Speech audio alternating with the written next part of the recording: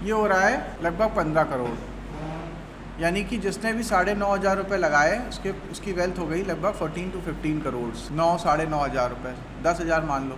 कौन सा real estate, कौन सा गोल्ड, कौन सा प्रॉपर्टी 10,000 के 15 करोड़ कर सकता है? मुझे नहीं पता है पूरे ब्रह्मांड में। 1993 और अभी देखिए अभी वो बात पूरी नहीं हुई है। इसके बाद मेरे ख्याल से उसने 1 या 2 बार और बोनस दिया है। 1900 तक का प्राइस गया है इसका, वो कंसीडर भी नहीं कर रहे अभी। हाई तो 1900 तक का गया है, 1900 तक का गया है। इसका डिविडेंड यील्ड बहुत शानदार है। इस भाव पे भी 2.25% का डिविडेंड यील्ड दे रहा है। सेक्टर के डिविडेंड यील्ड से इसका डिविडेंड यील्ड ज़्यादा है। कोविड के समय भी इसकी रेवेन्यू लगातार बढ़ रही थी। देखिए रेवेन्यू भी बढ़ रहा था और प्रॉफिट भी बढ़ रहा था। किसी पॉइंट ऑफ देखिए 2019 0.86 रेवेन्यू, ये लाख करोड़ में होता है, ठीक है, और 0.15 15,000 करोड़ का इसका प्रॉफिट था और 86,000 करोड़ का इसका रेवेन्यू था। फिर 2020 में 17,000 करोड़ का प्रॉफिट, 94,000 करोड़ का रेवेन्यू। फिर 21 में 19,000 करोड़ का प्रॉफिट और 1 लाख करोड़ से ज़्यादा का रेवेन्यू। और 22 में और बढ़ गया, 22,000 करोड़ का प्रॉफिट और 1.25 लाख करोड़ का रेवेन्यू। ये इसकी फाइनेंशियल्स हैं। का अर्निंग पर शेयर 52 रुपये का चल रहा है। 52 रुपये पर शेयर की अर्निंग करता है साल में। अगर आपके पास एक शेयर है तो मतलब इन्फोसिस का एक शेयर 52 रुपये कमा रहा है। 1 से 2 करोड़ का ही डिविडेंड दे चुका है, वो अलग है। 15 करोड़ का जो प्रॉफिट है उससे अलग है। और जब ये हाई पे था अपनी, तो ये लगभग 9.5 करोड़ रुपए का 19 करोड़ रुपए का प्रॉफिट जनरेट कर रहा था और डिविडेंड मिला के 20-21 करोड़ रुपए का प्रॉफिट बन रहा था। 21-22 करोड़ का टोटल प्रॉफिट बन रहा था हाई के पास जब ये था। 10,000 रुपये का 21 करोड़, ये कुछ नहीं है, दिस इज़ नथिंग। क्योंकि वेल्थ क्रिएशन की इक्विटी की पावर इससे भी बहुत ज़्यादा है। एक और केस स्टडी करते हैं। इससे एक छोटी कंपनी है, उतनी ज़्यादा फेमस नहीं है, लेकिन उसके जो फाउंडर हैं वो भी बहुत महान शख्सियत हैं, श्री अजीम प्रेम जी। अजीम प्रेम जी के जो फादर थे वो, ये लोग पूरी फैमिली जो है, जब हमारे देश का बंटवारा हुआ उस समय वो लोग पाकिस्तान वाले इंडिया में रहते थे, जो पाकिस्तान को मिल गया था बाद में। अजीम प्रेम जी को उस समय के कायदे आज़म मोहम्मद अली जिन्ना साहब ने ऑफ़र किया था, आप हमारे यहाँ के फाइनेंस मिनिस्टर बन जाओ, अजीम प्रेम जी के फादर को।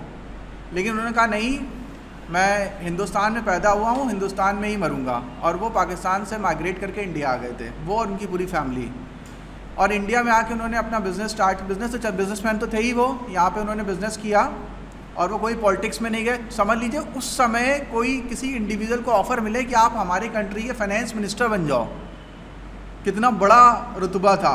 और वो मुस्लिम भी थे बाय रिलीजन, लेकिन फिर भी उन्होंने हिंदुस्तान में रहना पसंद किया। और वो क्योंकि जो बिजनेसमैन होते हैं विजनरी होते हैं, उनको पता था कि अगर कोई कंट्री जिसकी बुनियाद मजहब होती है, यानी कि रिलीजन के नाम पे अगर कोई देश बनाया जाता है तो उसका वही हर्ष होता है जो अभी पाकिस्तान का हो रहा है, यानी बैंकरप्ट। इंडिया जो बना था वो बना था डेमोक्रेसी के बेस पे, बना तो वो भी डेमोक्रेसी के बेस पे था कि सबको बराबर राइट मिलेगा, ये होगा, लेकिन वो हुआ नहीं। ठीक है, इंडिया में जितने भी लोग हैं डिफरेंट रिलीजन के, डिफरेंट कास्ट के, हम लोग सब इंडियन हैं। और वो सारे की सारी जो नेशनलिटी है, जो यूनिटी है, उसका एडवांटेज हमें ये मिला है कि हम लोग जब देश आज़ाद हुआ था तो 200 कंट्रियों के बाहर की रैंक में थे और अभी हम लोग वर्ल्ड के टॉप थर्ड कंट्री पे आ गए हैं।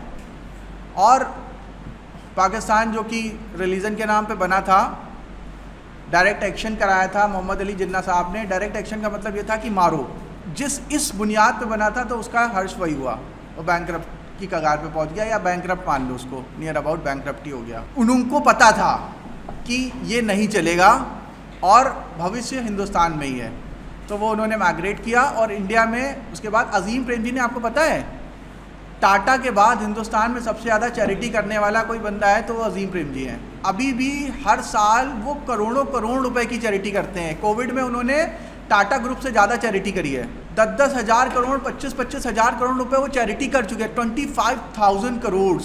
मतलब वो बुलंद शख्सियत हैं अजीम प्रेम जी। तो कंपनी के बारे में देखते हैं क्या किया कंपनी ने। विप्रो की केस स्टडी कर रहे हैं। विप्रो बनाई थी उन्होंने, और पता है विप्रो क्या काम करता था? विप्रो को हम लोग IT कंपनी समझते हैं, अभी भी अपने कैंपस में आती है, 100 बच्चों को हर साल लेके जाती है, पिछले 10 साल से लगातार आ रही है VSCF में। और हर साल हमारे बच्चों को वो प्लेस करती है, टेक्निकल नॉन टेक्निकल दोनों में। अजीम प्रेमजी साहब ने क्या वेल्थ क्रिएट करी है इंडियंस के लिए 1981 में, इसका भी IPO आया, ठीक है, और 10,000 का इन्वेस्टमेंट हुआ। 81 में इसका IPO आया, 1:1 का बोनस दिया 200। 85 में फिर से 1:1 का बोनस 400 शेयर्स। 86 में 10 रुपये की फेस वैल्यू को घटा दिया इन्होंने, 1 रुपीज़ की फेस वैल्यू कर दिया, यानी 10 टाइम्स हो गए शेयर्स, 4,000 शेयर्स हो गए। 87 में फिर से बोनस 8,000 शेयर। 89 में फिर से बोनस 16,000 शेयर्स 1:1। 92 में अगेन 1:1 का बोनस 32,000 शेयर। 95 में फिर से बोनस 64,000 शेयर। 97 में फिर से 1:2 का बोनस 1,92,000 शेयर्स। 1990 में अगेन स्प्लिट कर दिया, ठीक है, तो 9,600 शेयर्स हो गए इसके। फिर 2004 में फिर 1:2 का बोनस दिया, अब की शेयर नंबर ऑफ शेयर हो गए 2,88,000, 28 लाख शेयर्स हो गए। 200 शेयर से 100 शेयर से 28 लाख शेयर पहुंच गए। उसके बाद 2005 में फिर से 1:1 का बोन 57 लाख शेयर। 2010 में 2:3 का बोन 96,000 शेयर्स। और 17 में फिर से डिक्लेयर कर दिया है 1:1 का बोनस। और हम लोग एक बार और चेक कर लेते हैं, उसके बाद ने डेफिनेटली और बोनस दिए हैं विप्रो ने, चेक करते हैं एक बार। 17 में भी दिया है और 19 में भी दिया है। 17 में दिया तो डबल हो गया, ठीक है, यानी कि 96 लाख का कितना हो गया। और फिर इसको 1:3 का बोनस और दिया, यानी लगभग 2.25 लाख शेयर हो गए होंगे, मिनिमम 2.25 लाख के आसपास शेयर होंगे। 2,25,00,000 शेयर। विप्रो का प्राइस क्या चल रहा है इस समय? बहुत गिर गया है। उसका हाई था 700-800 रुपये का और अभी 400 समथिंग चल रहा है। हम लोग मान लेते हैं तो हम लोग ये है 800 समथिंग का था, तो हम लोग एक एवरेज ले लेते हैं, मान लो 600, ना हाई लेंगे ना लो लेंगे, एवरेज ले लिया। 1,300 करोड़ 1,350 करोड़ रुपए का वेल्थ बना दिया इसने। 10,000 रुपये का इन्वेस्टमेंट, 1,300 करोड़। हिंदुस्तान में इसकी इतनी हैसियत है जो 1,000 करोड़ के ऊपर पैसा कमा पाया हो। कोई बिजनेसमैन होगा वो जो टॉप 5 में होंगे वही होंगे। और ये तो कुछ नहीं है, 150 करोड़ का डिविडेंड भी है, 1,500 करोड़ रुपए by just investing 10,000 rupees in equities. This is the power of equity along with power of compounding. जब दोनों एक साथ मिलते हैं तो विध्वंस कर देते हैं। पैसे की बारिश हो रही है, आप खर्च नहीं कर पाएंगे, इतना पैसा आ गया। ये है दोनों का कॉम्बिनेशन, डेडली कॉम्बिनेशन है, power of equity and power of compounding. लेकिन किसी को पता है ये शायद हिंदुस्तान के 0.001% लोगों को भी नहीं पता है कि कोई इतना शानदार कंसिस्टेंट कंपाउंडर हमारे देश में है। इन्फोसिस भी वही रिजल्ट बनाएगा, TCS भी वही रिजल्ट बनाएगा। विप्रो के रिजल्ट हमें इसलिए दिख रहे हैं क्योंकि वो इन्फोसिस से 12 साल पहले क्या स्टार्ट कर दिया था उसने। उसका 81 में IPO आया था, 12 साल पहले। तो 12 साल जो टाइम है ना, उसने कंपाउंडिंग को और फास्ट कर दिया। तो इन्फोसिस 12 साल बाद इसी पे दहलीज पे आ जाएगा, ठीक है। TCS भी उससे आगे निकल जाएगा क्योंकि TCS बहुत तेज़ी से कंपाउंडिंग कर रहा है। लेकिन पता किसी को नहीं होता है। सबको इन्वेस्टमेंट इंडिया में क्या पता है? LIC खरीद लो, किसान विकास पत्र खरीद लो, या तो गोल्ड ज्वेलरी खरीद लो, नहीं तो प्रॉपर्टी खरीद लो। प्रॉपर्टी में कुछ नहीं होता भाई। और अगर आपने फ्लैट और घर खरीद लिया तो आपने लायबिलिटी खरीद ली, उससे कुछ मिलेगा नहीं। और अगर आपने 1 करोड़ का घर खरीद लिया तो 10-15 हज़ार रुपये का रेंट मिल सकता है बस। और 15,000 का रेंट महीने का, यानी कि साल का कितना हुआ? 1.5 लाख, ठीक है। हम कह रहे हैं 2 लाख मान लो, उसमें मेंटेनेंस भी लगेगा, लेकिन चलो वो भी नहीं लिया तो 1 करोड़ लगा के आपको 2 लाख मिल रहा है, जिसमें आपको मेंटेनेंस भी देना है, हाउस टैक्स भी देना है, वाटर टैक्स भी देना है, बिजली का बिल भी नहीं कंसीडर कर रहे हैं, नहीं तो कुछ सब खत्म हो जाएगा। क्योंकि अगर 1 करोड़ का घर होगा तो उसमें महीने की 5,000 की बिजली भी चल रही होगी, ठीक है।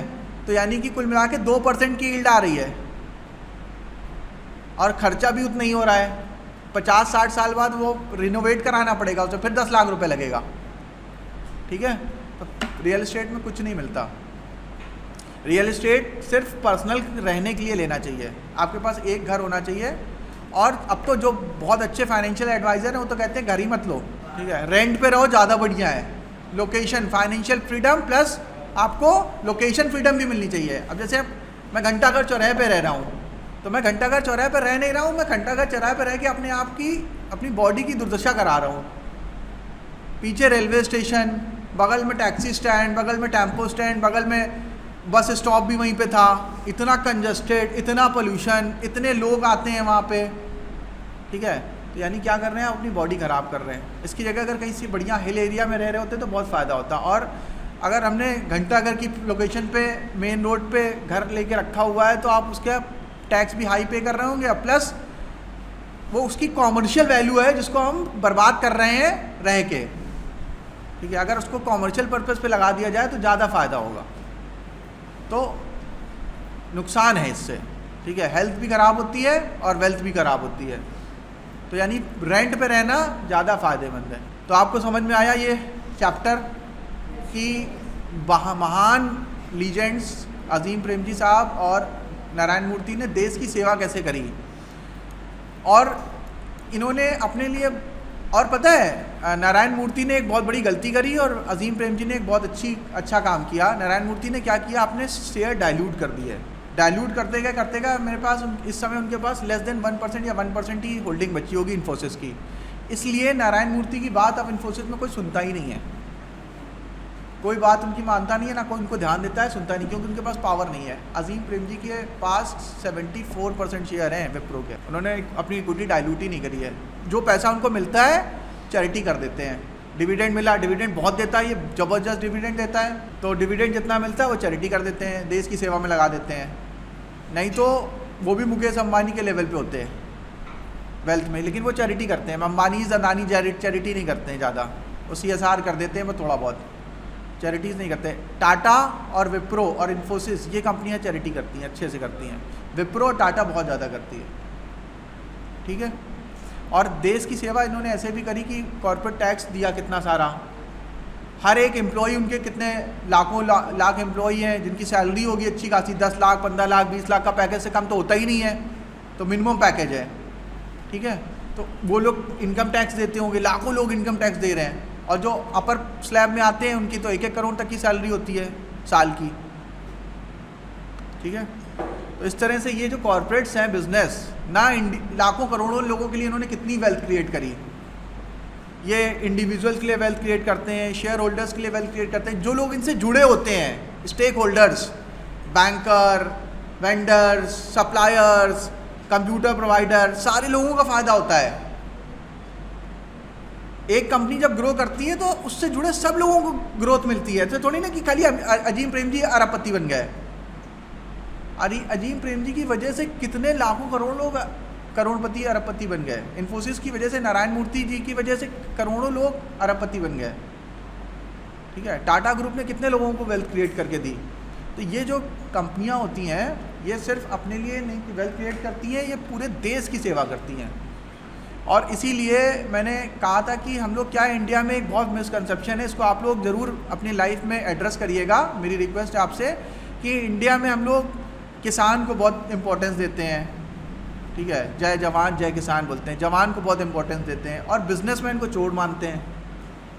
लेकिन हकीकत ये है कि बिजनेसमैन की वजह से ही जवान को सैलरी मिल रही है और किसान को सब्सिडी मिल रही है। किसान को अगर सब्सिडी ना दी जाए कोई किसान सर्वाइव नहीं कर सकता है। इनकम टैक्स नहीं देता है किसान,